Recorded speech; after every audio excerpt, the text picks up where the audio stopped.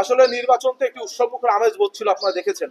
কিন্তু এই ইতোমধ্যে আপনারা দেখেছেন বিশ্ববিদ্যালয়ের বিভিন্ন প্রশাসনিক কর্মকর্তা বিভিন্ন সময় বেফাস মন্তব্য করেছে, বিভিন্ন সংখ্যা তৈরি করেছে। কিন্তু আমরা যারা প্রার্থী, আমাদের ভিতর যাদের প্রতিদ্বন্দ্বিতা আছে, আমরা কিন্তু কোনো সংখ্যা আজ পর্যন্ত তৈরি করিনি, সেটা আমাদের প্যানেল হোক অথবা অন্য কোনো প্যানেল হোক। কিন্তু আমরা বারংবার দেখছি বিশ্ববিদ্যালয় প্রশাসনের পক্ষ থেকে প্রশাসনিক কর্মকর্তাগণ বেফাস মন্তব্যের কারণে আমাদের নির্বাচন বিভিন্নভাবে ব্যাহত হচ্ছে, সংখ্যা দেখা দিচ্ছে এবং বিভিন্ন সিদ্ধান্তহীনতা এক এক সময় এক এক সিদ্ধান্ত নিচ্ছে, সেটি আবার পোস্টপোন করছে বা স্থগিত করছে।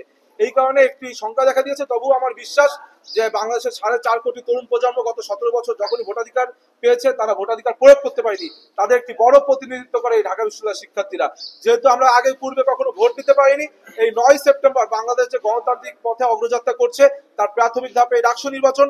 9 সেপ্টেম্বর তারা উৎসবমুখর পরিবেশে ডাকসু নির্বাচনে অংশগ্রহণ করবে, ভোটাধিকার প্রয়োগ করবে এবং সর্বশেষ এই ডাকসুর মাধ্যমে সারা বাংলাদেশের মানুষ কিন্তু নজর রেখেছে ডাকসুর উপরে, কারণ তারা এটিকে একটি টেস্ট কেস হিসেবে দেখছে। কারণ একটি বিশ্ববিদ্যালয় প্রশাসনের নির্বাচন, এই নির্বাচন যদি সুস্থ সুন্দর নয়, তাহলে জাতীয় নির্বাচন তো ব্যাহত হবে। সুতরাং আমরা চাচ্ছি এবং শিক্ষার্থীদের ভিতরেও আমরা আমেজ পরিলক্ষিত করছি, 9 সেপ্টেম্বর একটি উৎসবমুখর পরিবেশে ভোট অনুষ্ঠান হবে এবং একই সাথে এর মাধ্যমে আগামী ফেব্রুয়ারিতে যে জাতীয় নির্বাচন, সেই অগ্রযাত্রা শুরু হবে।